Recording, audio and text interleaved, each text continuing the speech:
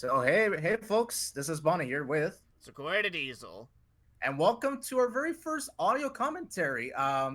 This is something that I wasn't planning on doing, but seeing that we took a very long time to do season 9, we thought, you know what, let's do an audio commentary because why the fuck not? Yes, pretty much the purpose of this audio commentary and everything. Pretty much, you guys are gonna get one first, a little behind the scenes on like what took us so long to get season 9 out and everything, compared to like how we did with season 8 and everything, and pretty much also like for this little audio commentary, Barney and I might also give some more background information, or at the very least more of a somewhat like in-depth review on some of the episodes from season 9 that we either failed to mention in the script, or that we just could, or that we just didn't thought about it at the time of writing it and such. Yeah, pretty much. So this season review, I'm gonna be honest. This season review was the most fun and at the same time the most tedious season to review. Yeah, I could definitely okay, honestly, with season 9, it was definitely a blast, like for all the right and even the wrong reasons as well too. Like, in some parts, at least for me, I don't know about Bonnie. In some parts, at least for me, it was very interesting. And coming back to a season I have not seen in years and such. Pretty much yeah, like that little intro I made in the beginning where I mentioned that season 9 and 10 were the seasons where I stopped watching Thomas for a little bit. Yeah, very rarely do I come back to season 9 in general, in terms of watching all the episodes when in compared to the classic series and such, and even a little bit of season 8 and everything. Because yeah, definitely compared to season 8 and everything, I definitely watched more of season 8 than I ever did of season 9 for a while and such. And I was pretty much the same thing. Season 8 for me was like the season I watched the most from the hit era because you guys got to remember there was no season 10, there was no season 11 on DVD except for the Edges and Escapades DVD, and season 12 wasn't out yet when I was still watching seasons 8 and 9 as a kid. So Pretty there was much. I mean, season 10 technically was out, but only with a very select few of episodes, and some of them even had to share some of the season 9 episodes as well too. And yeah, pretty much in terms of whole media and everything, where yeah, the whole media in terms of Thomas and everything, especially during the hit model era, was definitely seeing a decline. It was something that I definitely noticed as well too as a kid, because like I said, back then, between seasons 1 to 9 and everything, you could pretty much get all the episodes in some kind of VHS and DVD in a sort of way. But starting with season 10, and pretty much definitely with season 11, where it had the opposite effect of season 6, where pretty much if you wanted to see any episodes from season 11, you had to make sure you watched PBS at the time and such. Because yeah, as Bonnie said, outside of Vengeance and Escape, hardly any episodes from season 11 were released for home media. Even then, it even took a few years for some of them to come out, and even then, not all the episodes from season 11 have been released in the U.S. in some way, shape, or form in terms of home yeah, media. and also for YouTube, I don't remember seeing any season 11 episodes because Hit Entertainment was very overprotective of the hit model seasons, if you remember. Yes, pretty much I do remember that very clearly. And even if you were lucky enough to see a season 11 episode onto YouTube, 9 times out of 10, that's going to be Michelangelo's narration, not Michael Brandon's and such. Because yeah, yeah, especially in the U.S., they were very protective of that kind of stuff. For the hit model eras and everything. So yeah, pretty much for the longest time and everything, if you wanted to see a hit model era in terms of YouTube and everything, well, I hope you like Michelangelo's and such. Because if not, well, pretty much you kind of shit out of luck during that time. Yeah, you basically didn't you basically you basically were out of luck. In other words, Pretty much. So yeah, you had to make sure that. Hi, Thomas in a toy shop. Pretty much that yeah, yeah, you had to make pretty much you had to make sure that you had to get very used to Michelangelo's narration, especially if you did not grow up watching Thomas in the UK and such, like me. and also like me, I didn't get the whole season on DVD until I got the classic collection box set that features seasons 1 through 11 on DVD. That Mm-hmm. that that box set was like the most expensive I've ever imported from the UK.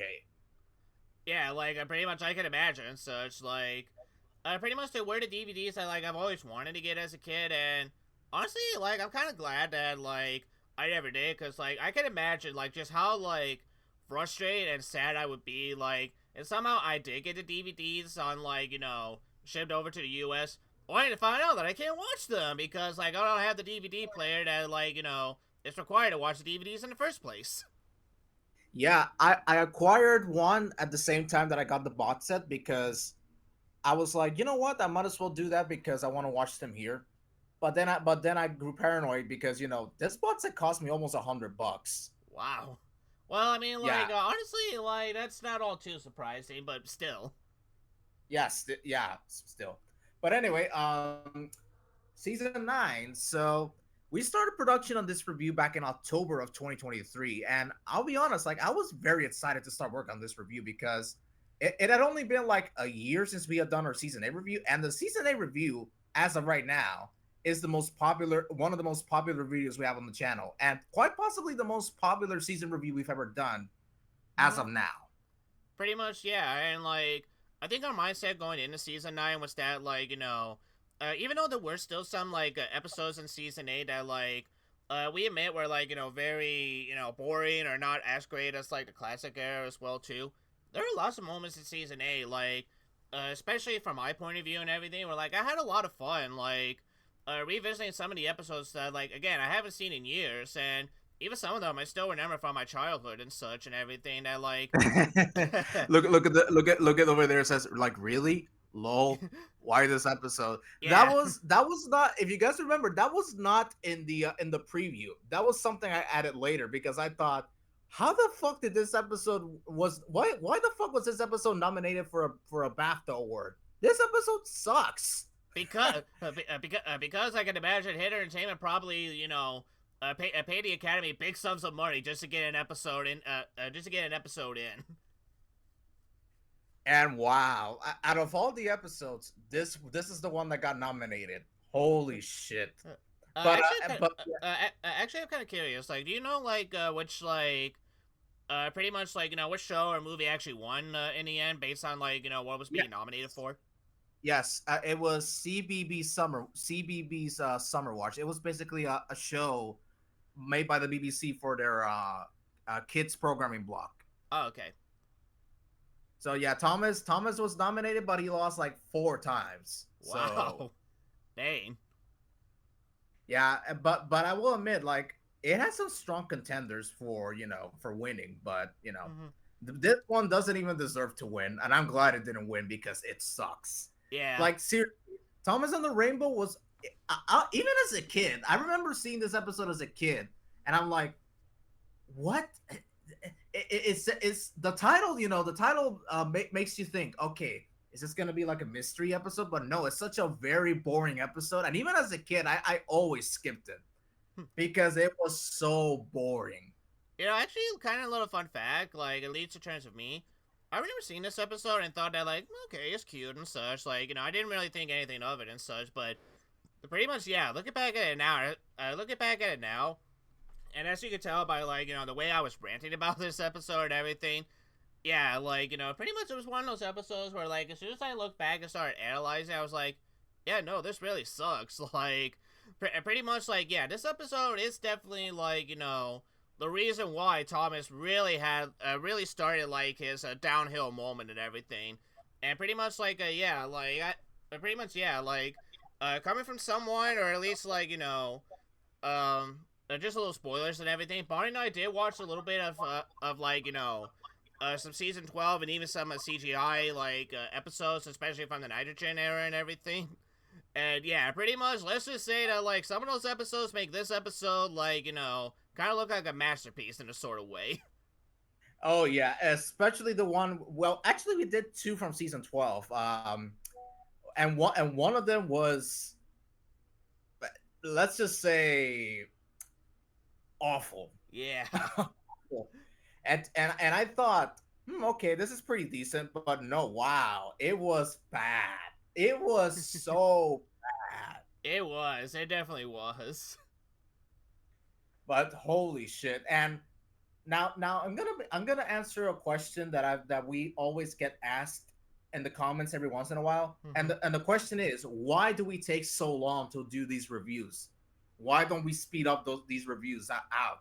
Well, the answer to this question is like very complicated because We all these have season lives. review, yeah, well that's the simple answer. But the truth is, these may look like simple videos, but they take a lot of work to do. Like, it's not as simple as just watching the episode one time, writing our thoughts, and then record the audio, then publish it. No, Mm-hmm. this is a very long process.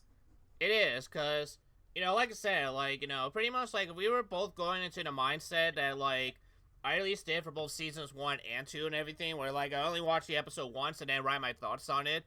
Like I said, some of these episodes, especially, like, with our original thoughts that we had for season 9, you'd be surprised on, like, how many episodes, or at least, like, the few select episodes from not only season 9, but the other past seasons, might have had, like, very different ratings if pretty much, like, Barty and I have not taken the trouble to at least watch the episode 2 more times just to give him, like, another fair shake.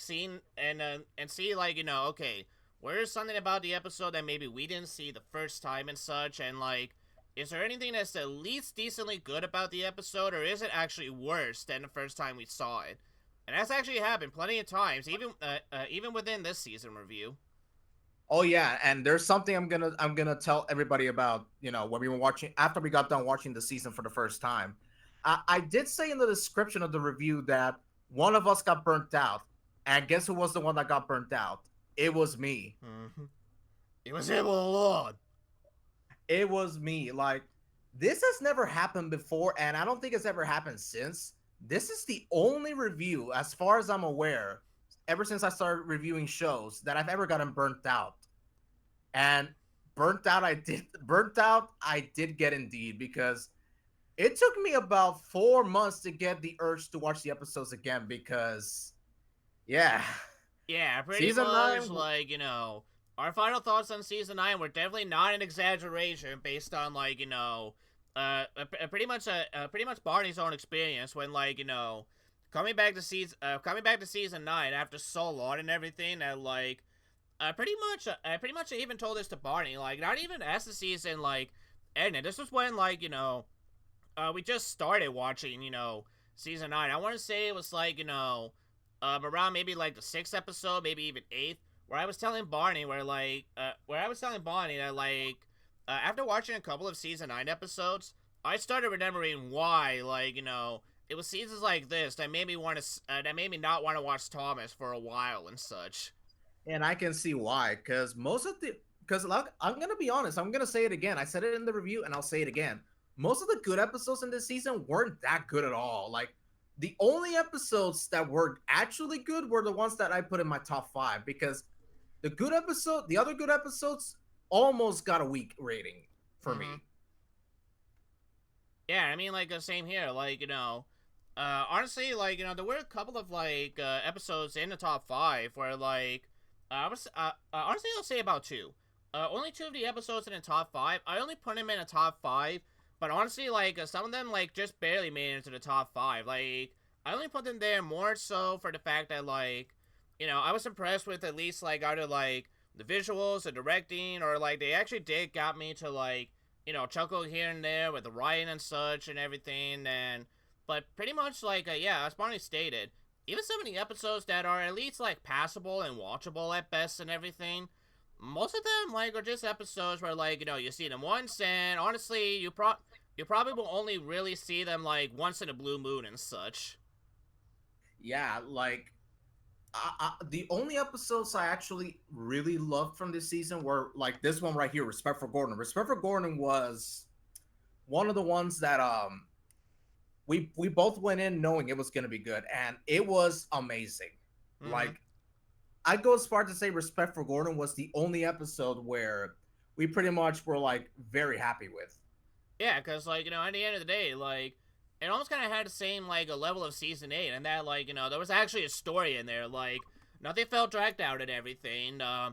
Pretty much, like, the conflict, like, was there and such. The build up was actually pretty good, and pretty much even the resolution. Again, even though, Some like me, like might call it a bit cheesy or a little far fetched. It was still there and everything. So like at the very least, like yeah, Respect for Gordon definitely had like a very like a good plot going for it and everything. Whereas episodes like Thomas and the milkshake model, although the episode is like fine and everything, there's nothing in it that's like that bad and such. Like it's just like your standard basic episode and everything. And like again, actually this is the perfect example of an episode to where like you can see it once, and then if you don't want to see it again, you don't have to, because honestly, you're not missing anything with Thomas's milkshake model. Yeah, this is yeah. Thomas's milkshake model is like, to me, was like a better version of Thomas Gets It Right. Thomas Gets It Right for me. If you guys remember the season 8 review, Zecoa gave it a good rating. I gave it a week, and it's just that the pacing of Thomas Gets It Right was just very slow for my liking. And Thomas's milkshake model is like, it's like if the writers saw what made Gets It Right wrong, and they corrected it immediately. And I thought it was a better episode, but still, it's still the same. It's like basically a second version of Thomas Gets It Right, but better. Pretty much, yeah. And back to the production of this season review. So after I got burnt out, we watched it. We watched it for the second and third time, and we both looked at each other and we were like, "Yeah, I don't see this season getting a good rating at all." No, and honestly, like even pretty much like even with me, when pretty much like Barry and I were getting ready to write our final thoughts on season 9, I was very tempted. Like I said in the review, I was very tempted at actually giving season 9 the first bad season rating. But one of the reasons that was holding me back was pretty much like I had to think long and hard to myself, and that like okay, how many bad episodes were there at least to me? And pretty much I also had to think to myself, okay, is season 9 actually that bad? Like no, at least like knowing like the other seasons are gonna come after this, like, and even trying to pretend like even with me trying to pretend like if season 9 was somehow going to be the last season of Thomas and everything, are all the bad episodes really that bad enough to warrant it a bad season rating? And that's when I decided, you know what, no. At best, this season is very mediocre, at best and such. And that's why I gave it a very, low, weak rating and such. Because, like I said, like, if you watch if you just watch season 9 all on its own just once, then pretty much you could just say that, like, alright, I've seen a season, and I don't need to see it anymore. And that's a good thing. Yeah, for me, it was the complete opposite. Like, the experience of getting burnt out just one time just completely derailed any good thing I had to say about this season. Like, Mm-hmm. this was truly the first season where I was like, as much as I don't want to do this, I have to give this a failway season rating, because nothing like this has ever happened before. And considering how many failway episodes I got on my pie chart, holy crap. Yeah. But it, anyway, we got Mighty Mac here. Now, Mighty Mac is one of those episodes where the narrow gauge engines return. Awesome. And what's the first thing they introduce? A double fairly locomotive named Mighty Mac. And I'll be honest, like, this is like if they took what made double teething troubles funny, and they took Bill and Ben and put them in Mighty pretty much Mac. just like pretty much if they took Bill and Ben and like made him into like a cat dog situation where pretty much like yeah you get Marty Mac, and then you take the argument and just make that the whole episode and that's it. Yeah, it was funny. All right, the first time we watched it, I didn't think it was that bad. The first time it was funny, but the second and third time, that's when I realized, yeah, this episode is really annoying. Yeah, okay, Oh and my. honestly, like during the whole time, like a narrow gauge episode came up and everything, and every time we saw Mighty Mag making an appearance and everything, Barney and I always make this joke about how Mighty Mag is just like, oh, can we be in this episode? And Hit Entertainment is just like, no. No. And they're gonna return to season 10, and we're still gonna make that joke whenever we're gonna do season 10. And speaking of season 10, I am not ready for season 10 like at all. Yeah, Considering how many bad episodes we had this season. yeah. I mean, like honestly, with season 10, I am very curious to see on like, considering like how much of a train wreck season 9 was and such. Like, now it's gonna be very curious to see what 10 and 11 are gonna have in store for me, because Like I said, 11 is the only season where, like, outside of like the narrow gauge episodes and even a few other episodes here and there, it's probably like the only season where like I have not seen all of the episode in its entirety and such.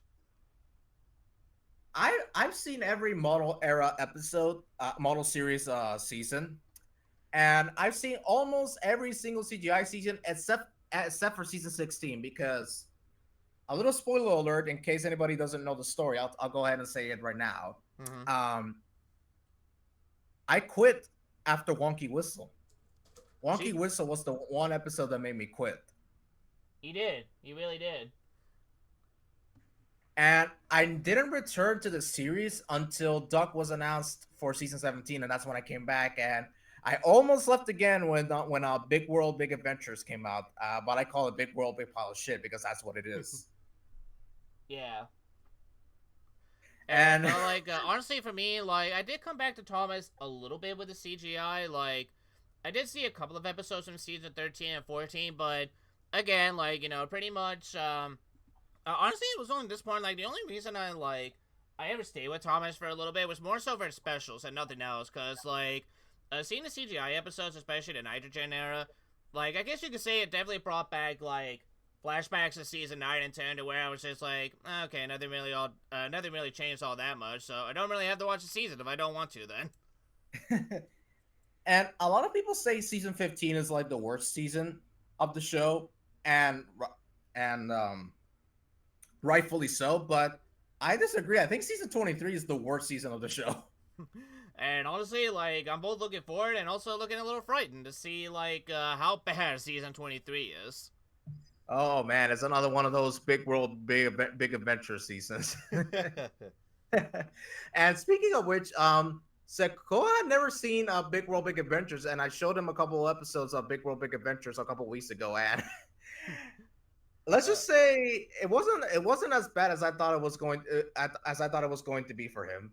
well, to be fair, like it did show me like actual like decent episodes and everything from like that era and such, and so pretty much like even though like I did had a good idea on pretty much like what's gonna be coming once we get to like big world big adventures and everything and such.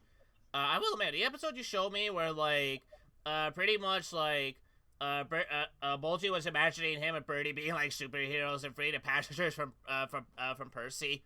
Like, honestly, just the way like he imagined Percy just being like this, generic like hammy villain and everything. Like, I couldn't help but to burst out laughing just because of how like just because of how silly that fantasy is overall and such. And I'll admit it's a cringe, yeah, but to me, like it's one of the cringe where it's just like I can laugh at it a little bit at the very least. Extremely cringy. Like I've never liked those stupid fantasy sequences because, well, actually, I take that back. I don't mind them as long Oh, as this yeah. scene. That's so classic right there. Uh, Oh yeah, but anyways, I was saying I don't mind them if the context is like they're thinking of a problem and they think what if something bad happens, that I don't mind. mm-hmm. But when you put something like Bulgy, imagining that Percy is like this villain, Uh-huh. it's such so fucking cringy. Like I can't even express how horrified I am with those stupid fantasy sequences. Yeah, and honestly, like I said, I don't blame you one bit and such. Renee's and the dinosaur. Oh man, this one was a very very bad episode. Yeah, honestly, like, I pretty much like I said, like, okay, honestly, like, while I don't like find like Renee's and Scarloi's character to be like that insufferable, cause like you had to keep in mind, like, this was years before, like, I even knew what the fuck the Railway series was about and such. And so, like, pretty much, like, I already got used to, like, this characterization of, like, Scarloi and Renee starting to him all there that, like, by the time we revisited and everything, and, like, yes, while it's still out of character for them, and I could definitely see, like, why the fans are not happy about this change whatsoever, because I'll admit, like, because I'll admit, like, while it's not hard to watch through, at least to me and everything, I can understand why some people have a problem with it and such. Yeah, I honestly, after reading the books, I can understand why people got oh, this episode. Yeah, yeah, this Oh, episode. oh man. But I'll get to this episode in just a second. Yeah, But anyway, yeah. Go ahead and finish your thoughts. after reading the books and seeing this episode, I'm like, okay, you know what? This isn't that bad because we've seen there's much worse episodes featuring Scarloia and Rhaenyra coming up. So Yeah, while I think Rhaenyra and the Dinosaur is a pretty bad episode, I don't think it is the worst, and that's why I didn't make my bottom five. Because while it's such a shame to see them acting like little brats, it wasn't that annoying, and it didn't bother me as much as Push Me Pull You, for example. yeah. And at the very least, like pretty much like pretty much it still makes us laugh with Scarloy right into the trucks. Oh, pretty much. And yeah, Thomas and the new engine. Okay, this one I did get pissed off on in the review, but the truth is, this episode isn't that bad. The thing that really makes me angry about it is just how fucking lame the scene of the engines making up excuses. Well, not excuses. Don't go Making near up. Neville. The new engine. The diesel's told him to biff into the steamies, and that he doesn't like the Big Mac. But it's just like the thing that really annoys me is just how bad the moral is executed in this episode. Like, and even Edward, like Edward also plays along to this stupid bullshit. I know, That's right? Like, again, pretty much like this season really shows you just how quote unquote like Hit Entertainment cares about the characters. Yeah, they didn't even give a shit, and it's clear the writers didn't even know what to do with Edward. They're just like, Well, here's the new engine. He kind of looks like a diesel, so let's just have the engine spread lies about him. Yeah. yeah, and it just fails miserably. Like, this episode had a missed big opportunity. Like, this could have been like one of those Thomas episodes where he learns not to judge others just because they look different. Pretty Just because much, like, and pretty much as Party mentioned and such, like, this episode probably could have been handled a lot better if, like, only Thomas and even to an extent Percy, like, probably were the only ones that thought that, like, Neville was friendly to the Diesels and such, and just didn't want to talk to him and everything, and like, honestly, like, yeah, you could have had an episode where, like, where like Neville could have interacted with the other engines, and especially like when it got to Toby and or Henry and such, and yeah, they could have told like Thomas like, hey, no, you got it wrong. You got it wrong, and here's why. if they actually bothered to show them in the actual Pretty much, yeah. actual episode. Which yeah, like like I said, like I want to know where the fuck was Henry, like during the exchange with Harry and Bert and such. Because like throughout the whole episode, we only saw Thomas and such. So where the fuck was Henry? Collecting his paycheck, I suppose. Oh man, and also Toby. Toby is one of those characters where as the series went on, he got worse and worse. Yeah. At least in this season, he's decent and such. Like, he's only, pretty much he's only at worst, like, a background character. That's really about it and such. But when we get to the CGI era, that's a whole different story. Oh my yeah, God. pretty much. Pretty much. Remember, remember Toby and the Whistling Woods? Oh, Oh, yeah. oh man, that one was horrible. I remember seeing it as a kid, and I was like, I was just like so at a loss for words of how bad the episode was, and I just can't even express how bad it was. Yeah, I don't blame you one bit and such. Like, honestly, like, it makes episodes like this one, like, kind of makes you realize that, okay, you know what, maybe Toby is not out of character as of yet. Like, okay, yeah, like, was it a little bit stupid for him to, like, jump the gun and think that, like, Shatama Ham was going to put him in a museum? Yeah, sure. But at the same time, like, that's the only really, like, quote unquote out of character that, like, Toby has been. Because, like, throughout the other episode, like, pretty much he's done stuff that I can actually see a Railway series Toby and even, like, Claxon series Toby doing, like, offer to do the other jobs for the engines and such. Yeah, same here. We're gonna see it just in just a couple episodes in the video right now. And Emily knows best. He is in character 100%. Pretty Like the much he way is, yeah. like the way he puts Emily in her place. Mm-hmm. That is how Toby should be portrayed. Yeah, pretty much. I definitely agree. Pretty much, I definitely agree with Bonnie right there and such. And a fun fact, I actually was considering on like, putting Toby Feels Left Out into the top five. And honestly, as I was thinking about it, like honestly, and okay, yeah, this is basically where I was getting at. Where I mean that like, even like some of the good episodes, even the ones from the top five, weren't really all that great. Like in hindsight and such, like. I like honestly for something like Toby Feels Left Out, like I could have either put that or Percy and the Oil Painting like in number three and everything. And honestly, like even then, both episodes didn't really have that much going for it in terms of like to where like I definitely wanted to put him in the top five for sure and such. But yeah, like at the end of the day and such, like I pick Percy and the Oil Painting more so for the fact that like. More so for the fact on how like Percy kept getting crosser and crosser with the painter and such. Every time that like he was just like, take me somewhere special, alright? What the fuck is this?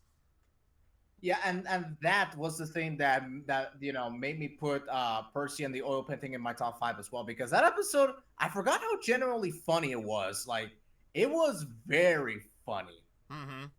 And then pretty much you had episodes like this, where pretty much it had a very good concept, but Miller! Miller. Yeah. I mean, okay, yeah, pretty much like, and I'm sure Bonnie's probably gonna get this too, like, one of the episodes actually coming up here soon, but yeah, you really do not know how disappointed I actually was when we saw this episode for the first time in years. Because as a kid, like, this was another one of my favorite Peter Sam episodes as a kid and everything. And pretty much, like, the only reason why, like, when coming back to the episode, I realized that, like, the reason why I liked it was more so, like, for the camera angles, the shots and everything, on, like, Peter Sam chuffing through, like, the narrow gauge entrance and such, or at least, like, the mountains and everything. But when it came to the story, my god, this story really needed a huge rewrite. Yeah, because this definitely feels like a Sharon Miller episode, and they make it very clear this is a Sharon Miller episode, and we want to shove the fucking rhyme and alliteration bullshit up your throat. And not just a rhyme and alliteration, but pretty much repeat the same offense 3 times, or God help you, more than 3 times. Yeah, the magic lamp. It is the magic lamp. I know isn't The true. It's just an old story and quite silly too. He repeats that line like 3 times. Yeah, and okay, Three honestly, like times.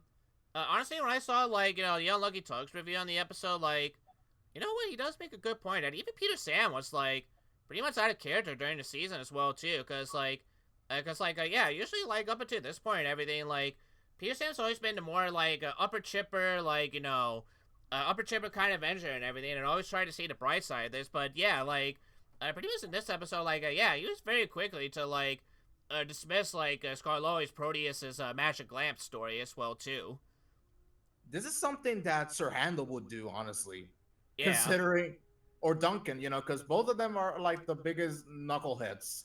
Okay, well, honestly, I could maybe give Duncan a little bit of a pass because, like, to be fair, like he kind of did the same thing to Rusty and everything, and we all saw how well that went during season 5. Oh yeah, we all know that we all know how that one and Duncan gets spooked. Yeah, So yeah. So at least in that part, I can honestly imagine Duncan maybe having like a little bit of interest in everything, seeing that like he thought he saw a ghost entrance. So at least for that one, I could give him a pass on that. But honestly, for Peter Sam, the only reason that like I can honestly see him dismissing Scarlo is maybe he thought that like the story was like too far fetched for him to believe and everything. But I could definitely see how like others like the Unlucky Tug could definitely see that like Peter Sam was definitely out of character in that episode. yeah, and honestly, I was also gonna mention this. In case anybody didn't get the joke where I said the 10 out of 10 streak has been broken, is because if you guys have been following Zecoa's channel for a very long time, he's one of those guys. I don't know how to put this. Let me just say it. Okay, so pretty much to quote Percy as Barney, please stop telling me about your 10 out of 10 Peter Sam streak, alright? I get it, you love Peter Sam so much that you want to marry the engine, alright? I don't want to hear it anymore. Goodbye! uh, Not like that. well, pretty much, yeah. Pretty much, yeah. Not that, like same exact quote, per se. But yeah, pretty much that, like, uh, pretty much that, like, yeah. Usually, when it came to, like, the Peter Sam episodes, especially during the classic era, 9 times out of 10, or even, like, 10 out of 10, like, they were definitely gonna get a 10 out of 10 for me. And then this episode came and just Yeah, and honestly, honestly, like I said, like, I really did want to like this episode. Like, if I was being a lot more generous and even trying to, like, defend Sharon Miller or the story as hard as I can, the highest I probably would have gone was probably like a 7 or even an 8. But yeah, it was just one of those episodes where it's just like, God damn it, like, I really want to like this episode, but God, that writing and the rhyming too. I knew from the get go this was not gonna be a 10 out of 10. And when you rated it, I think it was like a 6. I think it Yeah, was a 6. I'm pretty sure it was a 6 actually.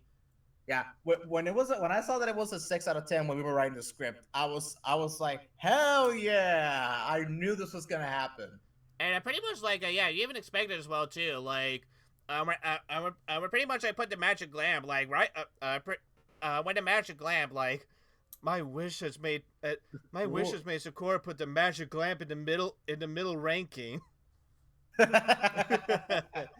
We'll talk about this episode in just a moment, but go ahead, keep going. But yeah, like, pretty much, like, yeah, like, when I put the magic lamp, ended up being in, like, the middle ranking of, like, season 9, like, pretty much you were saying to yourself that, like, yeah, but I think this is the only so far the only Peter Sam episode where it's not gonna get a perfect 10 out of 10. And I have a feeling it won't be the last. No, cause I don't think there actually is a Peter Sam episode in Yes, season 10 or 11, is there? there's one in season 12. I mean, yeah, there is one in season 12, so. And actually, yeah, it's funny that you mentioned that, because, like, that's also another episode where we get to see Proteus again, too. Just as a statue, but hey, it's still Proteus, I Yeah, it's still guess. Proteus, so. Honestly, you know what? Depending on how the episode goes and such, like, who knows? Maybe it might be slightly better than a Magic Lamp. But honestly, after experience the Magic Lamp and everything, I'm not gonna get my hopes high. I'm not gonna get my hopes that high up anymore. Oh, me neither. Oh And I man, think the only, talk about a disappointing episode. Henry on the flagpole. Henry on the flagpole. This is one. yippee! Yippee! This is one episode where we both went in going, "Oh yeah, another Henry is a dumbass episode. This is gonna be awesome." And then Then as we soon as he watched bumps into the flagpole and Salty breaks it and everything, we were just like, okay, where's this episode gonna go? And then as the episode kept going and going and going, Barney and I were looking at each other, just being like, "Is this it?" I literally got irritated after a while with this episode because the first time we watched it, I felt disappointed. Then we did the second and third watch, and I got extremely agitated, like extremely agitated, and you could tell in the review, like I sounded very upset, and I was like, this this this Henry episode just disappointed me so much that this is I mean, like, it disappointed him so much that Barney can't even find the words right now. yeah, I can't even speak. I can't even speak like that. That's how bad it was. And you know what? Pretty much, like, I like to imagine that was probably like Trevor's reaction when, like, Henry told him that, like, he probably wouldn't make a very good flagpole. He just took a look at Henry and was just like, what? Hello, Henry. Oh, Hey, let's see. hey, hey, hey, Oh, Trevor, you wouldn't make a very good flagpole, so goodbye. Classic. Did you see Yeah, you I see did. Rolf the dog right there? Classic. Yeah. That was adding Rolf to this. That was kind of a last minute edit I did because I thought, what would it be like if I added Rolf there? And I'm like, yeah, let's add him. And So pretty yeah, much, Emily, like, yeah, as the Emily unlucky knows- Tug mentioned, this is the second time that Toby has his cow catchers busted. Yep. So Emily knows best. Well, as you guys already know, I don't like Emily in the hit model era, and especially in the very early seasons of the Nitrogen era. But Yeah. but this is one of those episodes where I don't mind her at all because she's just being, she's just being, Well, pretty much she's just being Emily. yeah, she's just being Emily, pretty much. And I pretty much like, yeah, I like how Percy's like, I'll do what you say, Queen Emily. Whatever you want to do, Your Majesty. And pretty much I was looking at Barney, I was just being like, so this is the type of woman Percy likes. Oh my god. All right, so Thomas's day off. So you want to talk about this one?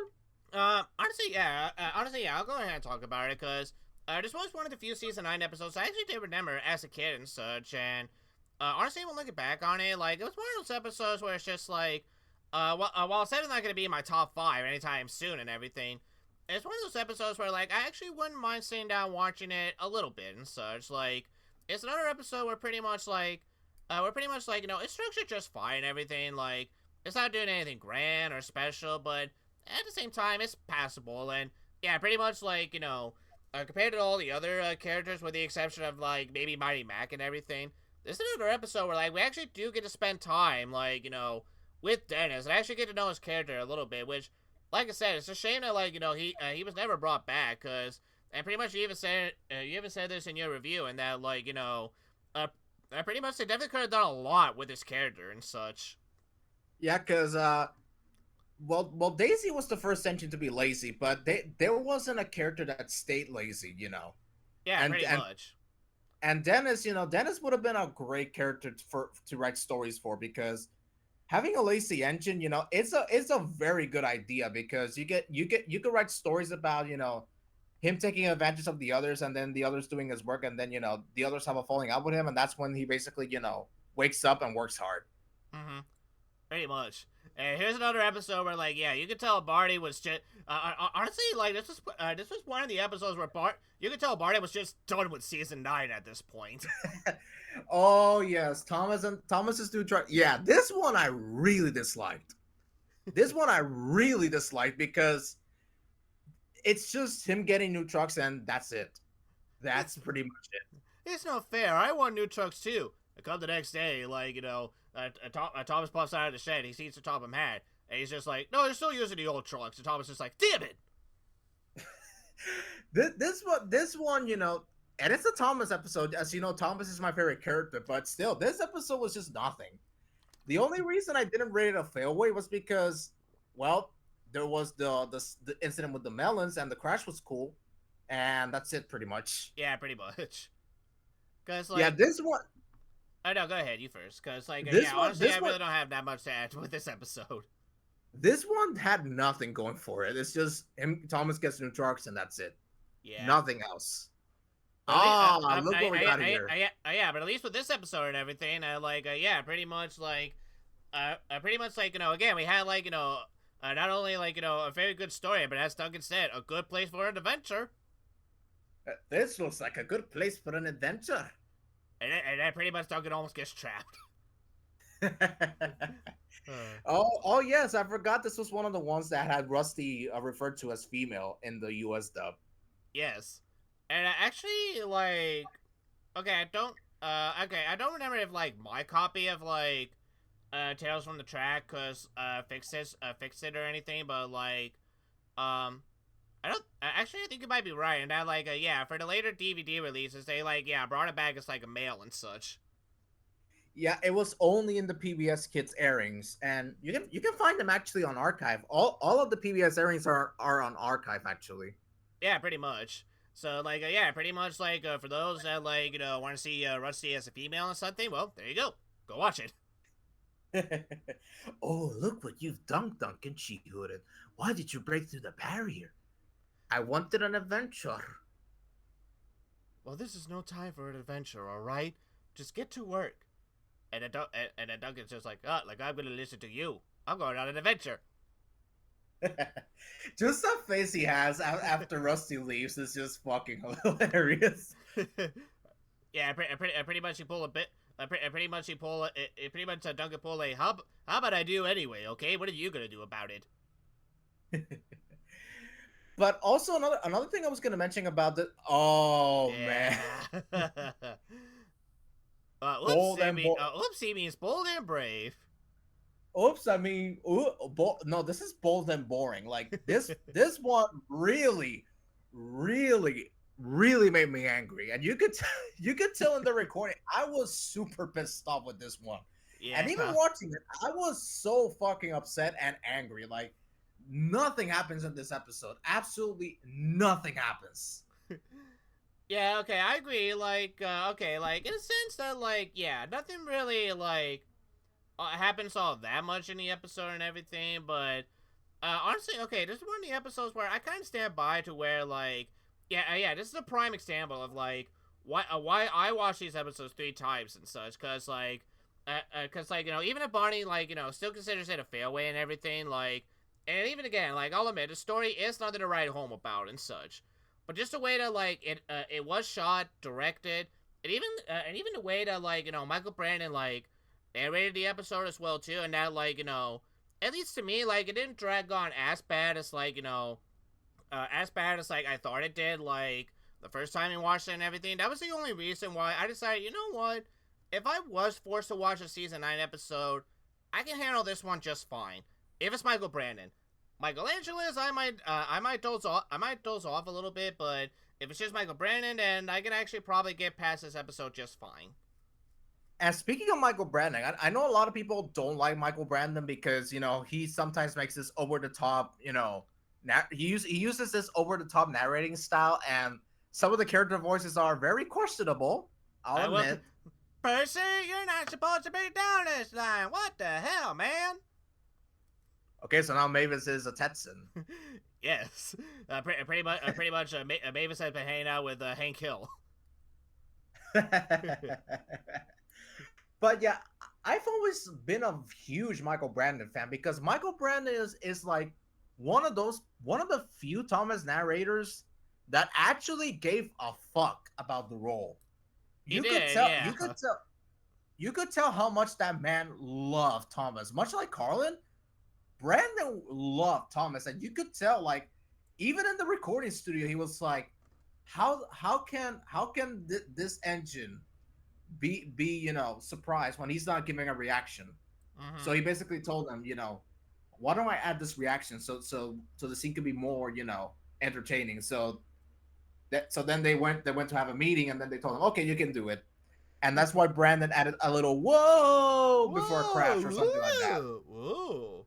Whoa! Whee! Oh, we Scarlovi the Brave. Okay, this one I really wanted to talk about, and I'm glad we're doing this audio commentary because I wanted to discuss a little bit more on why this episode wasn't in my bottom 5. Because Go the thing ahead, that yeah. really saved this episode for me was just the Wee Sing, pretty much, because that Wee Sing has become so iconic Here that it I is. just get. Oh, and here it is right now. Whee! And then it crashes at the beginning. Okay, pretty much like before you continue, pretty much like I don't know about many of you, but comment down below how many of you were actually surprised or at least got a little startled when Barney actually put that wee meme into the video and such. Cause like of what Barney told me, like I think you said that was like a last minute decision on your part. Yes, it was a last minute decision because I was gonna download the episode, the original episode from archive, but then I was like, you know what? Let's just make it more funny. And so I decided to download the version where he crashes the Peter Sound. Mm-hmm. And yeah, I added it, and I'm so glad I did. Cause yeah, like okay, honestly, like part of me was actually like kind of ready for it, cause like as soon as I heard Michael Brandon's narration, I was just like, wait a minute, and then I saw Peter Sam, I was like, yep, he did it. Because it's just too good to resist putting it. It is. I definitely don't. Yeah, I definitely don't like blame you. And yeah, pretty much as like Barney said, like yeah, that's pretty much the only reason why I like also did not bother to put like a Scarloid the Brave at the bottom 5, because let's be honest, outside of the Wii and everything, and like outside of Scarloid being like extremely out of character and such, that's really about it. Like there's nothing really all else in this episode that's like offensively bad or made you feel like it wastes your time like way too much and such. Like I'll at least give it this, and that like the story kind of flowed, but at the same time, like, it also went nowhere that much, especially after the incline scene. I will admit, anything anything after the Wii sucks Yeah. because like Like, to be fair, I agree with you, Barney. Pretty much anything after the Wii, like, really sucks, especially the Switch. I mean, Uh, technically that's true. The Wii U sucked. That I'll give you that. The Wii U did suck, yeah. but yeah, But pretty much, yeah, go ahead and continue. As you're trying to collect your thoughts. but yeah. Going back to this episode, the reason I didn't put this at the bottom five was because it didn't really bother me as much as it did to other people. I knew going in this episode was gonna suck. I knew it was gonna suck, and I was spoiled so much by the way people were making memes out of the Wii that I was like, yeah, it's bad, but it's not as bad as I thought it was going to be. Mm-hmm. There's much worse episodes featuring Scarlotti, like the one we just saw right now, Push Me Pull You. Yeah. That one is worse than the one we just saw. Mm-hmm. And honestly, oh, I'm not a really useful engine Engine anymore. anymore. Sir Top of Sir Hat Top will of have Half to will have to scrap send me from me. scrap. Oh man, this one was another one that Again, right idea, just what the fuck did they do to you, Edward? very poor execution. Like Yeah. absolutely a very poor execution. Like there is no defending. There's no defending this episode. This one sucked. Yeah. Yeah, it did. It really did.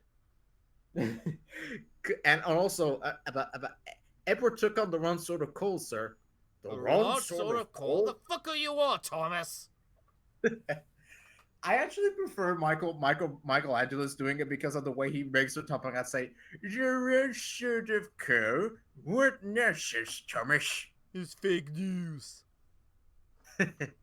Oh man, but yeah, going back to Scarlotti the Brave for just a second, that's why I didn't put it at the bottom five because to be honest, I wouldn't even consider it bottom five material because to me, bottom five material will be an episode that really sucks and make me angry.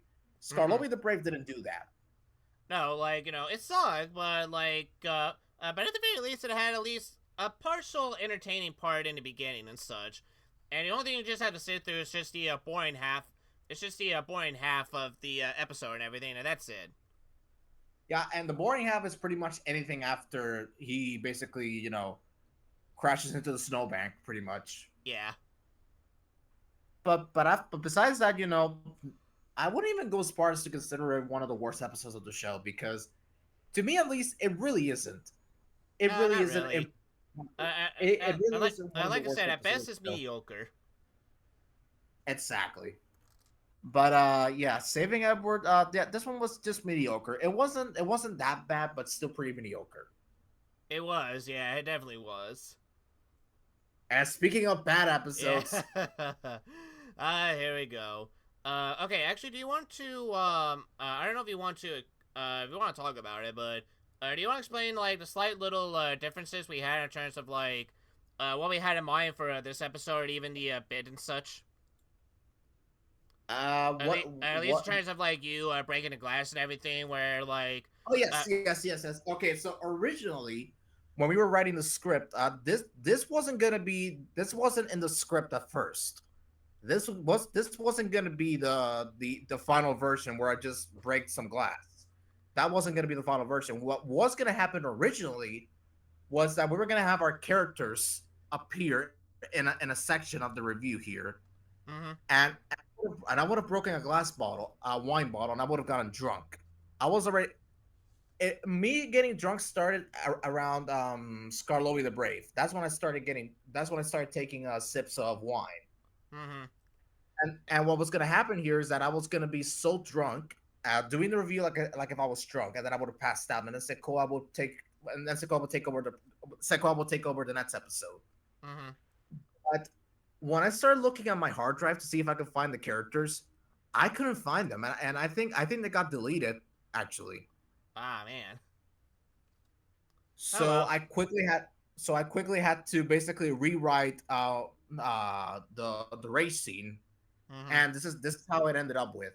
It starts with Zecoa giving his rating, and then basically you hear me breaking pots and pans pretty much, Mm-hmm. and then basically I'm acting like I'm pissed off. So yeah, Yeah. I really wanted to make the original idea I had, but I couldn't find the characters, so I had no choice but to basically rewrite the entire review.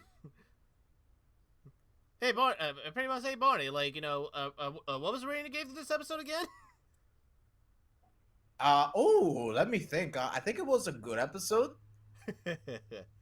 uh, well, pretty much that's what you said. It kind of sounded like you were saying, like, fairway, fairway, fairway.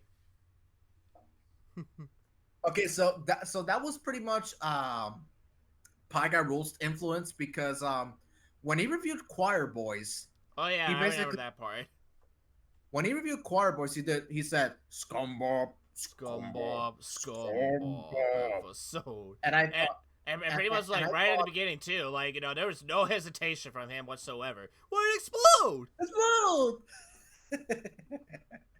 That has become like a running gag whenever we basically these episodes where basically every time there's a crash it explodes and we're like, what Would explode? it explode?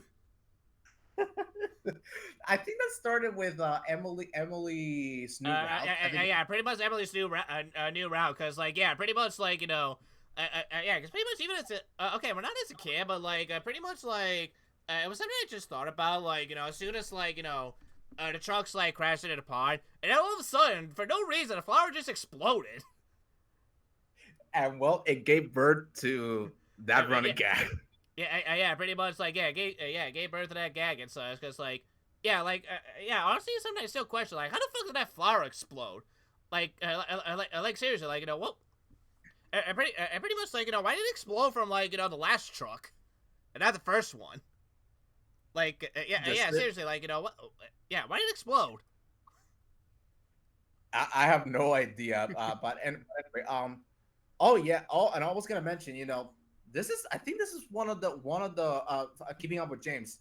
I think Mm-hmm. that was one of the only episodes where, and well, actually, if we don't count Henry's Forest, that's the second time an Audrey family member criticizes an episode from the TV show.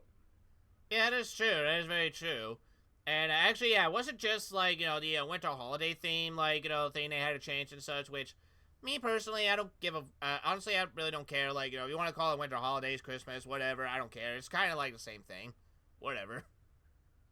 But, Yeah, but honestly, but yeah, like pretty much it wasn't just the only thing like she criticized the episode about. Like, if I remember correctly, based on what Barney told me, like I think they also criticized the episode based on like how they handle like the ice scene, like with James and such. If I remember correctly. yes, that's what Hillary Fortnum. Hillary Fortnum was Wilbur Audrey's youngest daughter. Out. Sadly, she's no longer with us. Yeah, may she rest in peace. Yeah. What she said was pretty much that her father would have been distressed if he saw the episode, and honestly, yeah, I agree. Yeah. Because as much Okay. as Honestly, much, like not even that. Like, not even just to see, not even just like to him all there. But I can imagine that like the moment he saw season 5 and everything, like he probably would have had a heart attack. Let's be honest.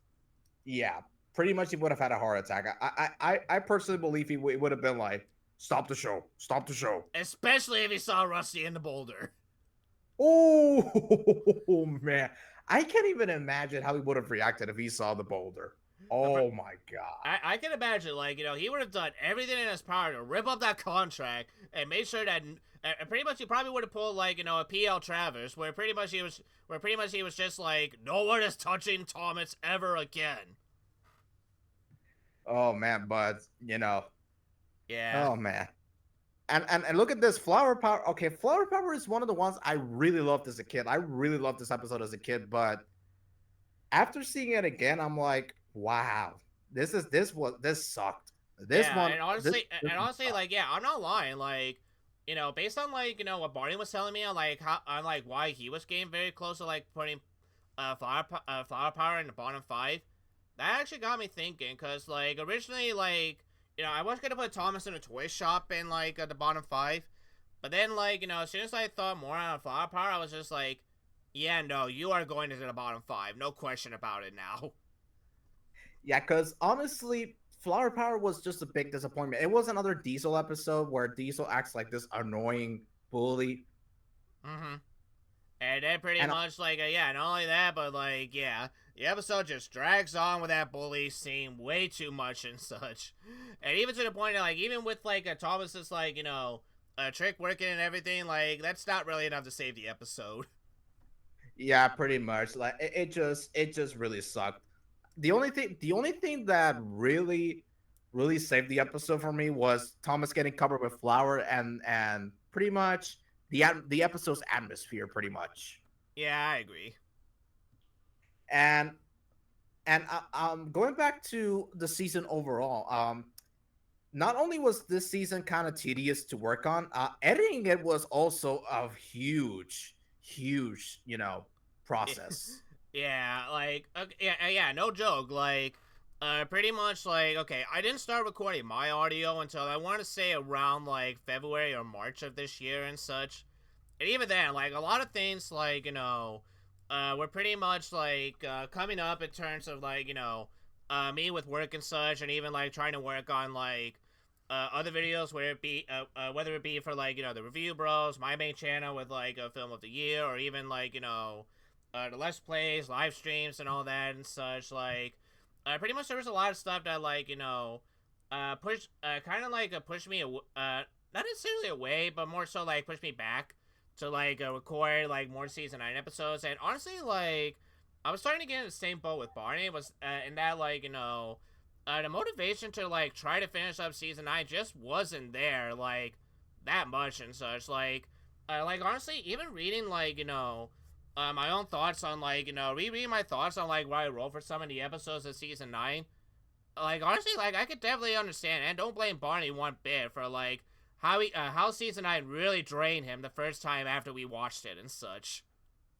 It really drained me, and also recording my audio for this review was one of the most difficult processes I've ever been through, because I started recording my lines in December of 2024. Mm-hmm. Then I took a break for the holidays, and I didn't resume recording until late January. Mm-hmm.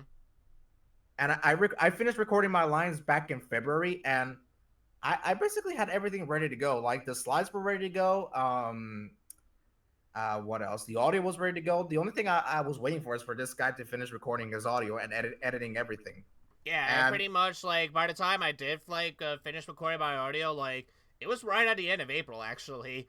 And this guy came up in, like, the DMs and, like, do you think you could try to finish it on May the 9th? And I was just like, maybe? I don't know. I literally just finished recording the episodes. I literally just finished recording my audio. But luckily, like, editing the audio, at least in terms of my part and such, like, it wasn't really all that bad as I thought it was going to be and such. And pretty much when I told, like, Bonnie and everything, like, how far I actually was ahead in the episode, like, we both, like, pretty much took a sigh of relief that, like, we didn't have to worry about, like, pushing a review until, like, a Memorial Day weekend or anything like that. because we almost had to push it to Memorial Day weekend, because I went in with the mindset that we were gonna have to delay it pretty much. And technically we did, but it wasn't all that bad. Yeah, technically we did. Yeah, technically we did, but it wasn't that bad. Yeah. Then I start editing. Then I start to edit. Well, I actually no, because you weren't finished yet. No, At but by the time I near was the finished, end, I think it was finished about around, like, what was it, Friday or Saturday that I gave it to you? I think it was Saturday, Saturday, yeah, Saturday. yeah, I think it was Saturday. Because if I remember right, that was when, like, we were binge watching, like, some Thomas and such during that weekend. Yeah, and also one of the reasons we almost delayed the review is not because we were burnt out. Something very exciting happened. And pretty much, like, yeah, I think you guys could already tell what it was, because I think even Barney, like, mentioned it on the community post as well, too. But, yeah, during that same process, when, like, we were getting ready to, like, release the review, Mattel, and actually more so Ian, did a very great thing, and finally showed the pilot episode of Down the Mine for the very first time to the public. Yeah, when they announced it was gonna be released the next day, because I saw the news like very late, like it was like 1 a.m. and I was about to head to bed pretty much. Mm-hmm. Um, I freaked the fuck out. I absolutely freaked the fuck out, and I just immediately DM'd you. You You you had did. already gone to bed at that point, and I was like, dude, the pilot's coming out. And then basically I woke up and just being like, oh, what? What's this about a plot hole? But But seriously, no, like honestly, like yeah, even seeing the news, I was just like, okay, well, it actually happened, and yeah, I even looked at YouTube, even saw like a few clips that like news stations were like showing and everything, and even just looking at a news clip, I was just like, all right, well, you got my attention. Let's see this episode, and yeah, first time I saw the pilot and such, like I thought it was very decent. Like definitely looking at like the show and even seeing like how the show came to be about, and pretty much like with Barney, and even I'm sure like some of our fans like we're very surprised to hear that like no, actually Ringo did actually narrate it, like the pilot as well too. So like yeah, he was already involved with the show, like from the very beginning. It sounds like. yeah, because if memory serves, we all thought he was hired at the end of 1983, just around the time that season one was going to begin production. Yeah. But no, that wasn't the case. I think Britt got him involved right around the end of 1982, because if he did narrate the pilot was made around April of 1983. Mm-hmm. So Britt must have gotten Ringo involved very early on, because I always thought the pilot was gonna have a temp voice, maybe Britt or maybe one of the crew members. Most likely they've admitted narrating the episode, but no, it was Ringo, and I was like, okay, so Ringo was involved with the show by that point. Yep, that's true.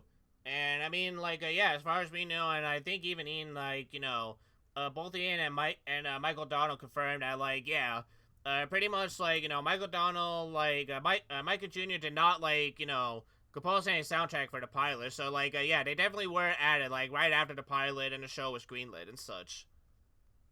Yeah, Michael Donald actually came back to do the music for that pilot episode, pretty much, Mm-hmm. which shocked me, because I wasn't expecting him to come back, and he did. He actually came back for Two Thomas for a little bit. He did, and honestly, like seeing the rescores and even the new scores that he added and everything, like I pretty much like yeah, he still has that charm that like he already pretty much he always had for like from the very beginning of the show and such. Yeah, it's still there. The music sounds a little bit modern, but that's okay, because it's 2025. It's not 1983 anymore. So Yeah. putting the season one soundtrack might sound very out of place. As much as I love the season one soundtrack, it would sound a little bit out of place, but Mm-hmm. still, I'm glad he came back, pretty much. Yeah, me too and such. Me too, but yeah, pretty much like those reasons, and even with like the unlucky tug, like putting out like the Soda's finest on Thomas and everything. Pretty much like yeah, those were the reasons. Like pretty much like more so Barney. But pretty much like yeah, we decided what, it's probably for the best that like we pushed the review out to like the day. To like the day and the time like we had it set and everything like from the beginning and such. Which was May 12th, which was the anniversary of the anniversary of the first Railway Series book, pretty much. Mm-hmm. We were super close to delaying the review. Like we had already I had already written a post, and I was just about ready to post it. And But then then I the pilot. mentioned, and then I mentioned, messaged you. I think it was like Sunday or Thursday, saying like, actually, you know what? Like, you might not have to do it that much. Or at the very least, if you have to, you might just have to tell them that like it might be delayed like a day or two and such. But no, you finished it on Saturday, and I went into maximum overdrive to finish the review. Pretty much, yeah. It As a pretty much like yeah, both you and me pulled the SpongeBob and did a little like procrastinating and such. yeah, and this was very hard work. Like, seriously, like this review, editing it was like, I did it because I wanted to finish it for the anniversary, but it was a lot of hard work. Like, it wasn't just putting the slides and that's Mm-hmm. it. No, no, no. had to add the transitions and the intro and outro pretty much. I had to download a bunch of videos, images. It was a lot of hard work, let me tell you. I mean, yeah, like pretty much like as you saw by like the title card and even like some of the previews and everything, you guys already know that like yeah, like pretty much season 9 is definitely, I would say, like our very first Thomas season, and definitely probably not going to be the last season, to where like we're definitely going to feel like doing these reviews are going to feel like a little bit of work and such. Not to say like we're not going to have fun doing it. We're still going to have fun like revisiting these episodes and such. But like depending on the season and everything, we're definitely going to feel that hard work and such coming through us again. Yeah, because when I did my season 3 review, in case I might as well say this for the ones that are new to the channel. I used to have an old channel, but that channel got taken down due to copyright Mm-hmm. on because of another channel. It wasn't the Thomas channel I used to have. It was another channel that had nothing to do with Thomas that got taken down. Mm-hmm. And because that channel was linked to the same account I had my Thomas channel on, then YouTube pretty much terminated all the other channels pretty much, because apparently if you have one channel that gets terminated, the other channels automatically get terminated as well. Mm-hmm. And I did the first 3 seasons before the channel got taken down, and I was just about ready to do a season 4 review before, but then they took it down. And Yeah. I'll be honest, like the classic series was very easy to make. Like season 3 especially, like season 3 for me was one of the easiest seasons to review, because Mm-hmm. the episodes are pretty much simple, and they're very short too, and I pretty much have like very little to say because they're just so good that there's literally like very little you have to say, because they just speak for themselves pretty much. Pretty much they do. Like, yeah, and honestly, like, honestly, that's what makes like Thomas, especially like whether it be the Railway series, Classic series, and and like to give like the Mall era and even like CGI era some credit here and there and everything. Like pretty much like yeah, when it comes to like episodes and such, like pretty much like yeah, the simple episodes can still like make for a very fun and entertaining episode at the end of the day and such. And yeah, pretty much like you said, the classic series is definitely no exception to that.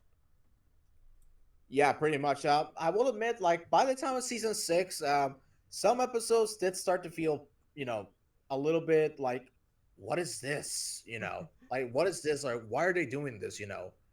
But there's just the first 5 seasons had such a magic, and I'll say this: as much as I think season 5 is a bit overrated, Mm-hmm. I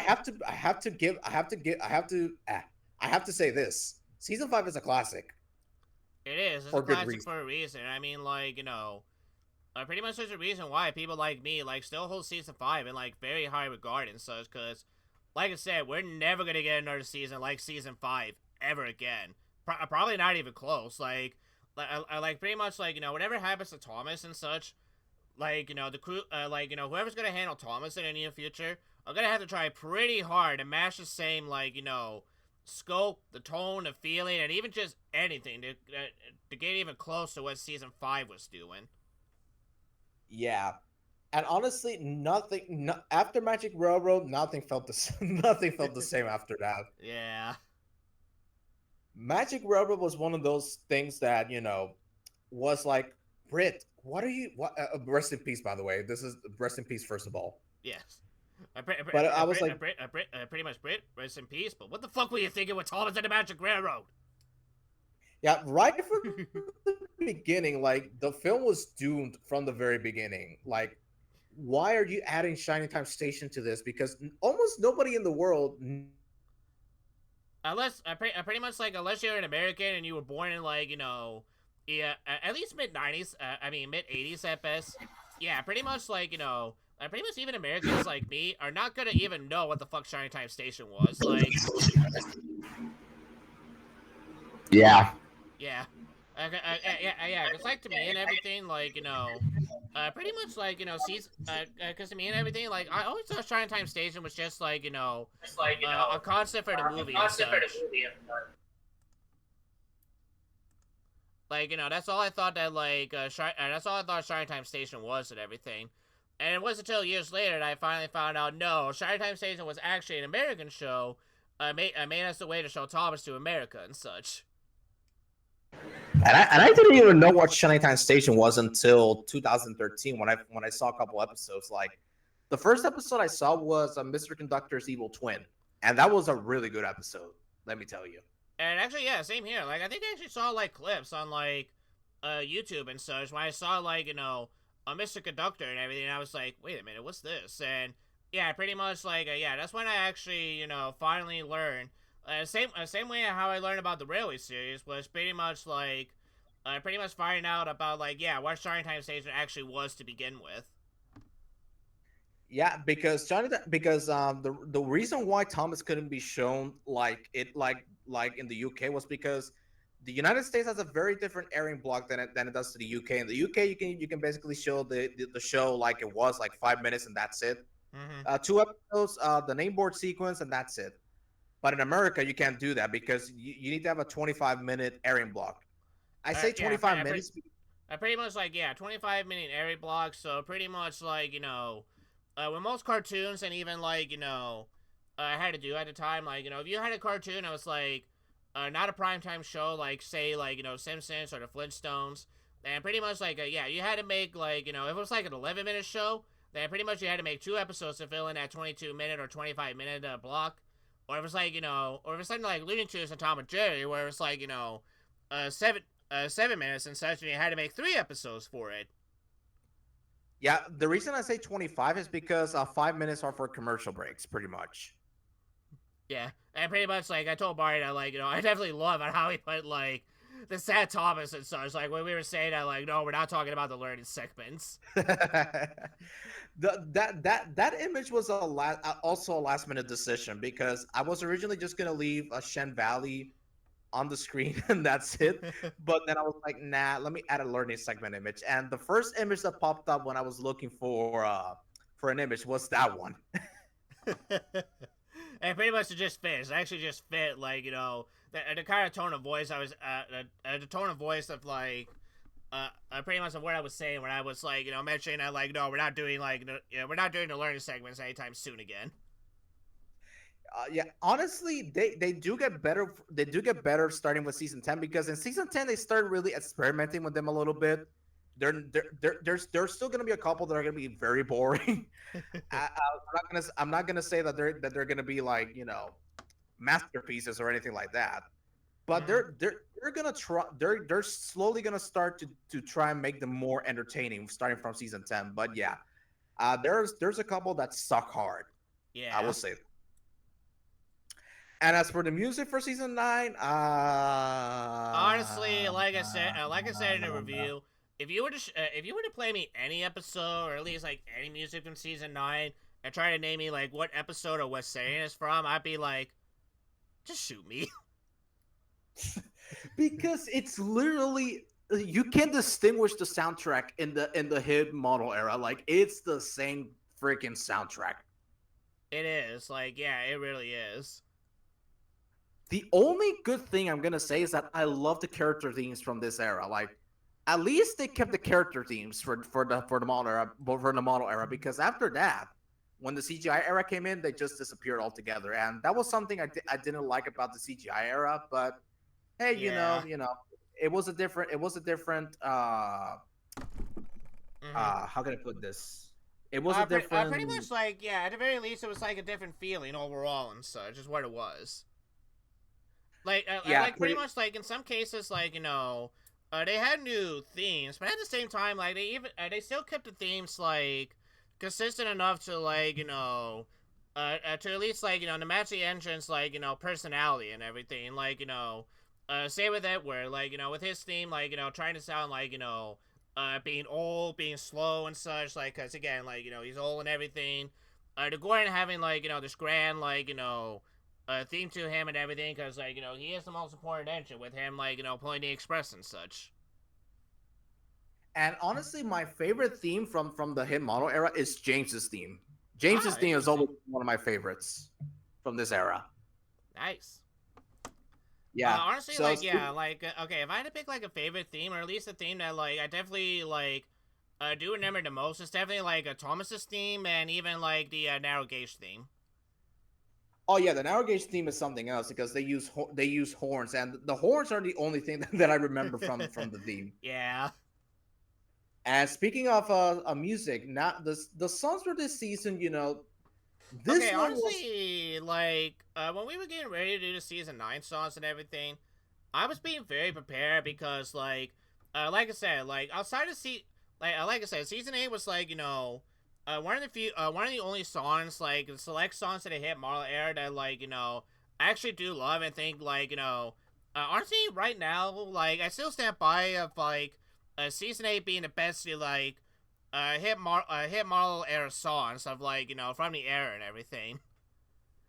And and this honestly, is okay, yeah, I just took a okay. I didn't like actually listen to the full one, but yeah, listening to this version and everything, I can understand why you prefer this one over the original and such. yeah, it's much more upbeat. Well, but basically, it was adapted for stage because you got to remember, a stage show is different from a TV show.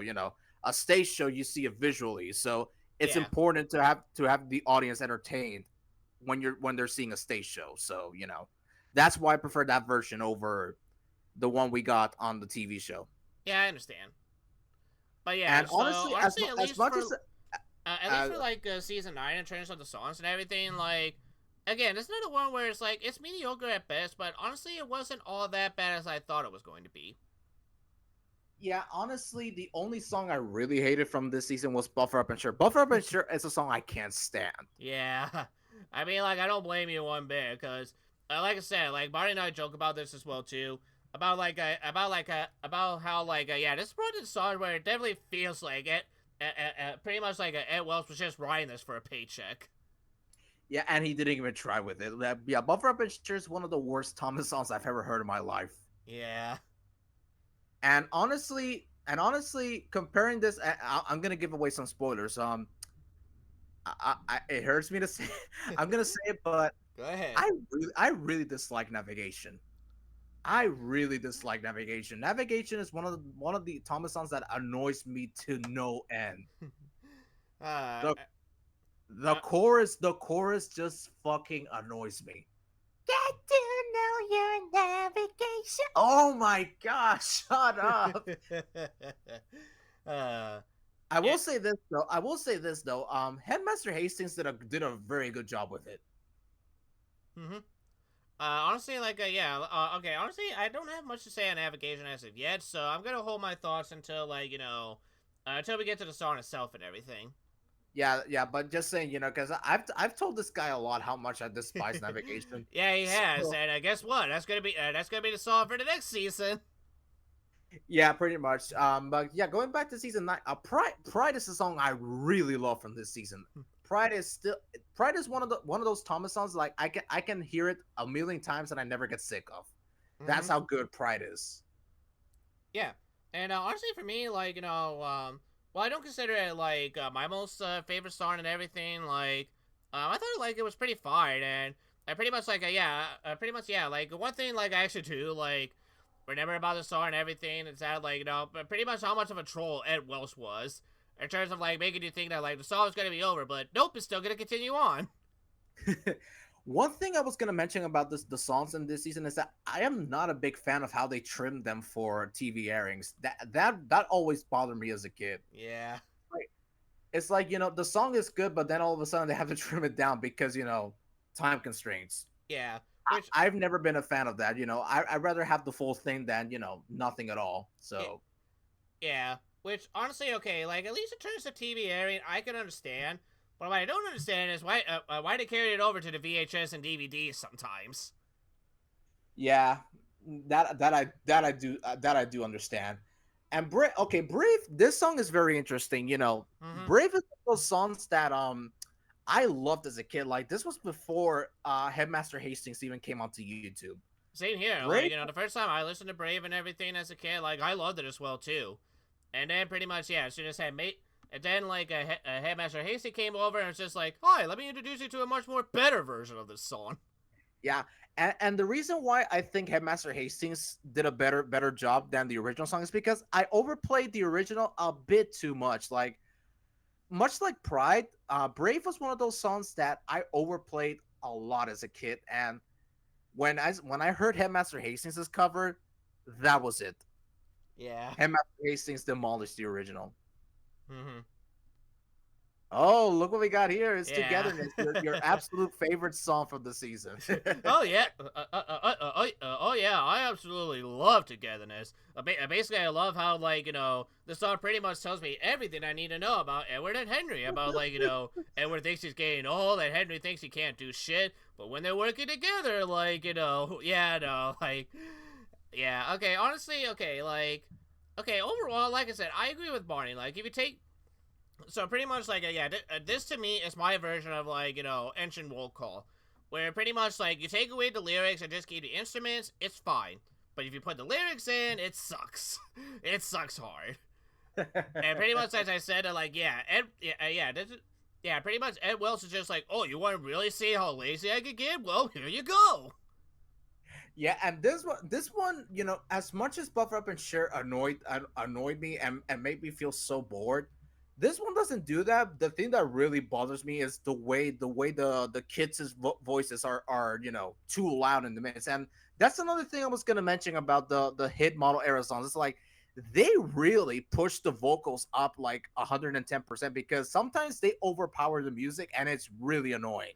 Yeah, like honestly, like, and this was something that like I mentioned like years ago, when I did my, quote unquote review on a hit modulator and everything, like, yeah, pretty much, like, when compared to, like, the classic era and everything, like, I don't know who's directing the kids on the vocals, but someone, like, either, like, is really going deaf or either, like, just really wants to see, like, how high can the kids, like, sing and such, yeah, there are some moments and everything where, like, yeah, the kids kind of sound, yeah, the kids sound like, and again, like, not to be too mean or too harsh or anything, but pretty much like, yeah, the kids just are trying, like, are trying a bit too hard on trying to, like, sell the song to, like, the audience and such.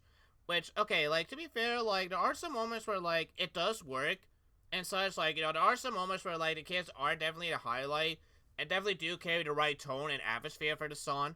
But then there are other times where it's just like, they really don't sell you on the song at all.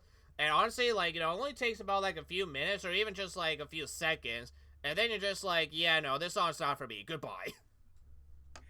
It's not their fault. It's just the way the vocals are mixed in. Like they push the volume knob way too much on the vocals, and sometimes that hurts the song more than it does helping it.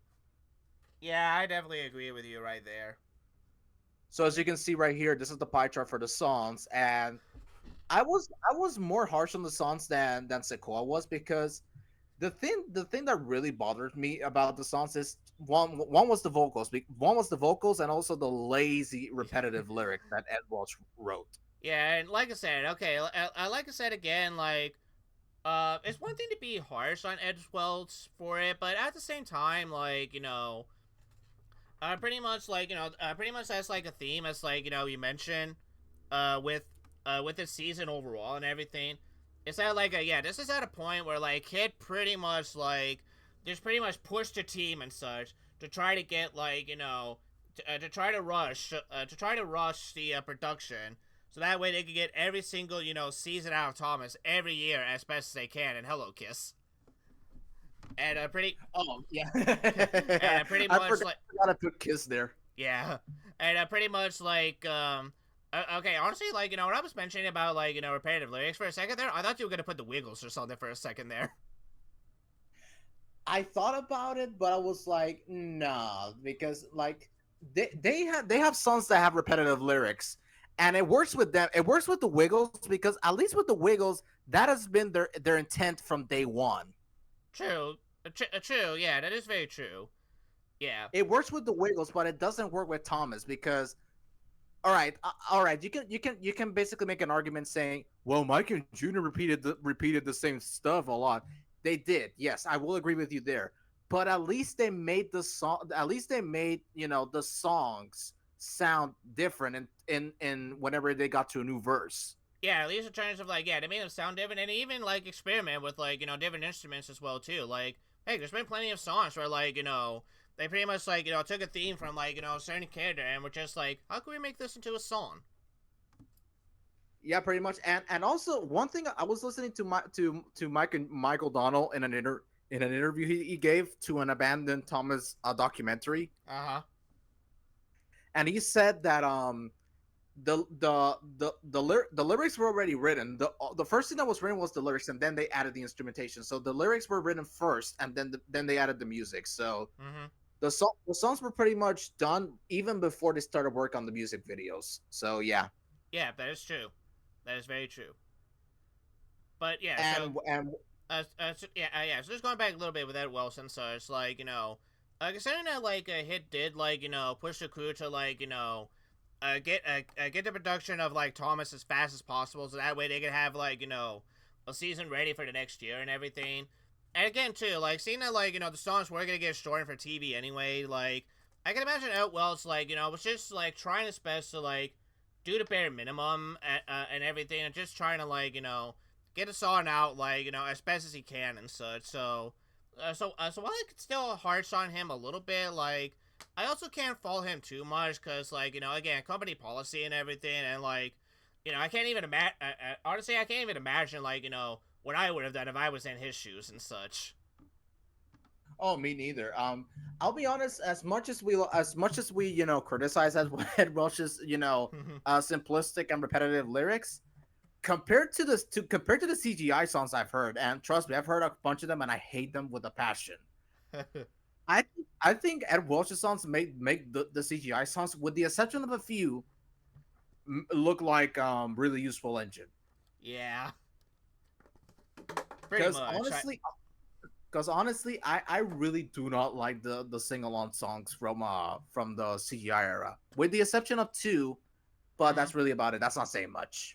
Yeah, honestly, okay, like the CGI songs, I do have a soft spot for them in some ways and everything, but yeah, I can understand how like again like because this also like comes with like not only repetitive but sometimes even cheesy lyrics. I can understand it like those songs being a required taste for a couple of people.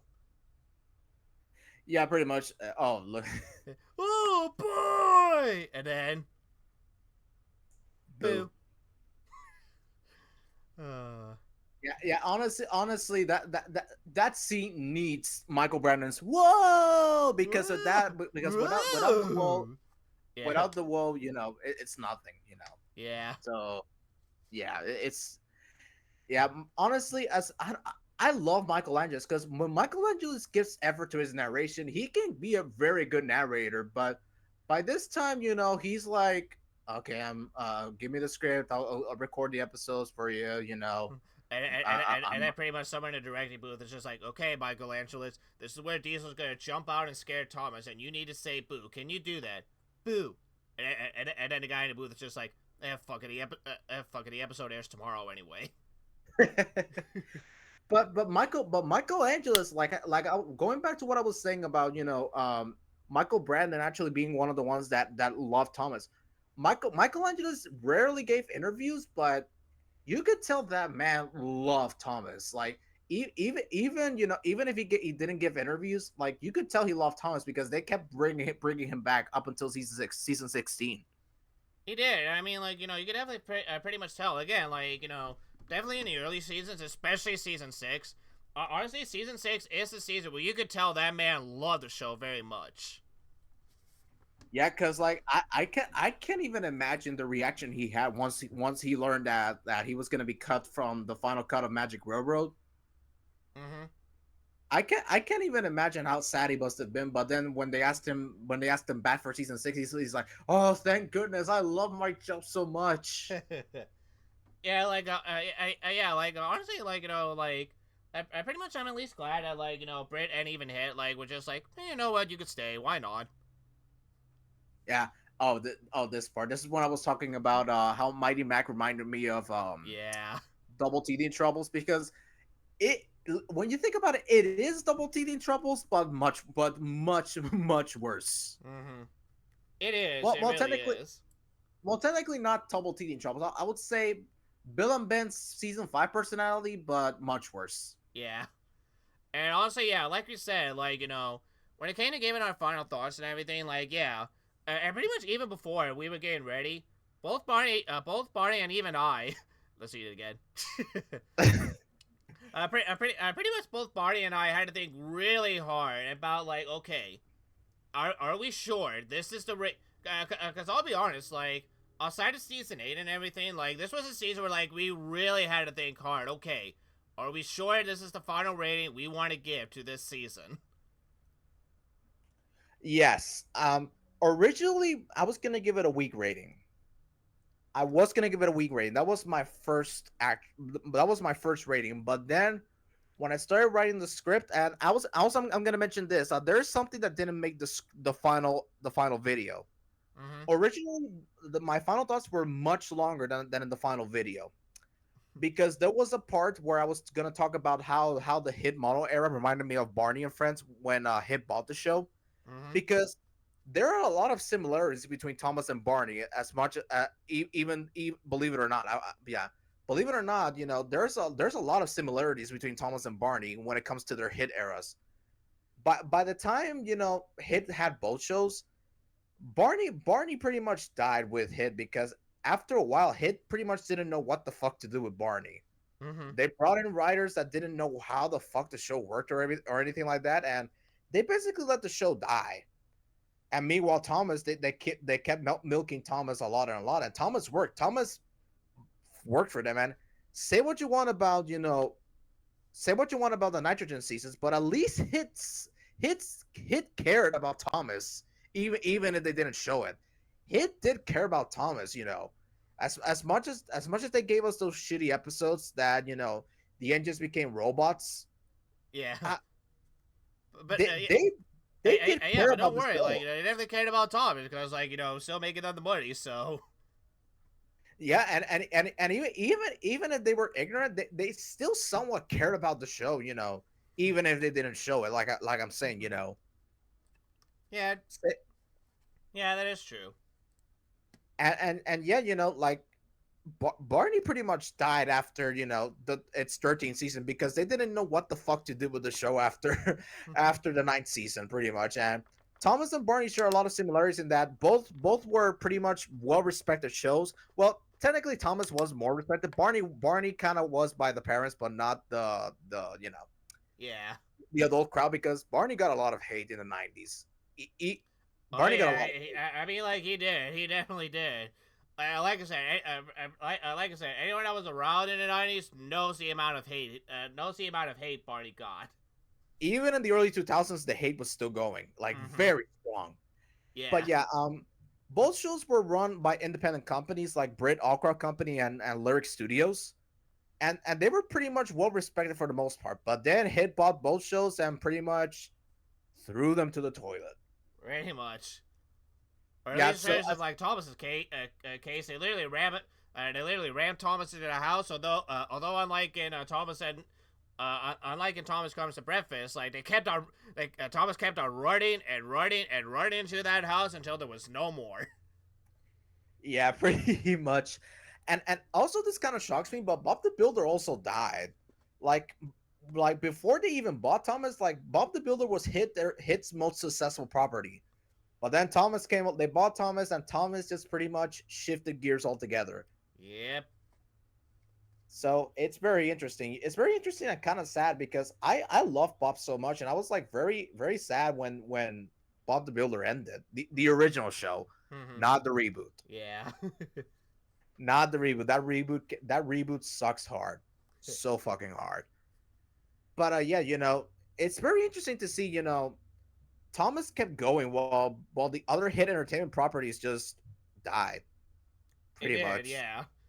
And pretty much like yeah, honestly like honestly like yeah like when it came to like Thomas and everything like again like pretty much like when I first saw season 9 as a kid, like getting as much of the DVDs as I did and such of this season and everything.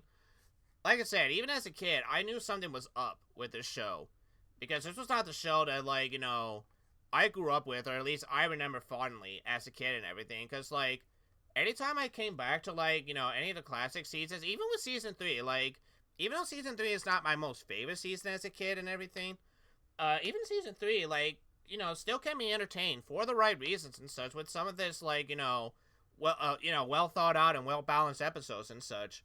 Whereas with season 9, like, even though, like, as a kid, like, I didn't, like, downright hate it because it was still Thomas at the end of the day and everything. Even as a kid, there was still something about the show that, like, didn't really sit right with me in a sort of way. And that kept going. Like, honestly, okay, you know what? Now that I'm thinking about it off the top of my head, I think it was actually Carnival Capers that actually, like, kind of proved to me as a kid that, like, yeah, this was not Thomas anymore. This was not Thomas to me anymore as a kid. And pretty much, like, yeah, I think that was the point where I was just like, you know what? I'm kind of done with Thomas for a bit. I don't blame you because out of all the DVD, they had to release the worst episodes on that DVD ever. Like, I'm not joking. Some of the episodes on Carnival Capers are like the worst episodes of the entire show, Yeah. easily. Like, Edward Strikes Out is one of the worst Thomas episodes I've ever seen in my life. Mm-hmm. Oh, Thomas's frosty friend is on that one as well. Oh man, talk about a five striker you're out episode. I know. I know. And all right, okay. Actually, I think we are starting to wrap up on this video pretty soon. So, do you have any closing thoughts you want to share, Barney? No, I think I said pretty much everything I was gonna say. I will admit, it was a lot of fun to work on this season, and we do this for you guys. You guys are the reason we keep going. We keep going with these reviews. Like, we may get burnt out sometimes, but at the end of the day, reviewing Thomas is like one of my favorite hobbies of all time, actually. So Yeah, same here. Like, again, like, we definitely want to thank every single one of you because, yeah, the first time, like, I started doing Thomas reviews on my own before I met Bonnie, and even seeing, like, all the praises, all the thoughts that you guys been giving to me on my videos as well, too, like, definitely caught me by surprise and everything. Like, if you were to tell me, like, years ago that, like, my Thomas videos were going to, like, blow up the way that it did and everything, like, I definitely, like, probably would have agreed with you a little bit, but I didn't think it was gonna blow up that much, or at least like as much as it does right now and such. So at the very least, like yeah, as Barney mentioned and everything, we definitely do want to thank each and every one of you for keeping like the review bros channel still going and everything, giving us like not only your thoughts on like the episodes, but even like our giving your thoughts on like the videos that we make as well too, what you guys want to see. Pretty much like yeah, just keeping the channel alive overall. So yeah, from the bottom of our hearts, we want to thank you all very much. yeah, thank you all so much for this, guys. These reviews are a lot of work, but at the end of the day, Mm-hmm. it's worth it because we love Thomas, and as much as sometimes we basically get angry at some of the episodes, we do care about Thomas, and we want to see Thomas, be remembered for how good it was years ago. Yeah, same here. Like that. Pretty much like yeah, like as Bonnie said, like sometimes we do these reviews and like we pretty much like. Pretty much the reason why we watch these episodes 3 times is pretty much like we want to make sure you guys get like pretty much an actual genuine thoughts on like some of these episodes and everything. Versus, like I said, if we were to just base them off on first impressions and everything, like I pretty much I can count the number of times, like how many times I had to change my thoughts on certain episodes versus on like what I thought about them the first time I saw them. Same here, actually. I think the only episode where I thought it was good at first, but then I realized, you know what, it's kind of bad. Mm-hmm. Was Trust Thomas, believe it or not. Oh, interesting. Because now that I read the magazine story based on the episode, because I actually sent it to you on Discord when we were talking casually one day. You did. Uh, um, it's such a disjointed mess. It's a disjointed mess of an episode, and the way it was executed, it was very very bad. Yeah, honestly, like yeah, like okay, like when I was doing my season 3 reviews and everything, like and pretty much seeing it off the top of my head on some of the episodes, and when I thought more about like Trust Thomas and everything, I was just like, yeah, as much as I don't want to do this, in terms of writing, yeah, this is pretty much a weak episode, very weak. Yeah, yeah, and I actually rated it as a failway in my season 3 review. I still have the script for that review on my archive. You do actually. So So yeah, I rated that episode pretty low, but whenever if ever we decide to re-review season three, this is one of those episodes where I would change my where I would basically just say it's a weak episode, but I wouldn't go so far to call it bad because it's not bad at all. It's great. It's great. The thing that but I have to be honest, like the writing is such a mess. It is, yeah.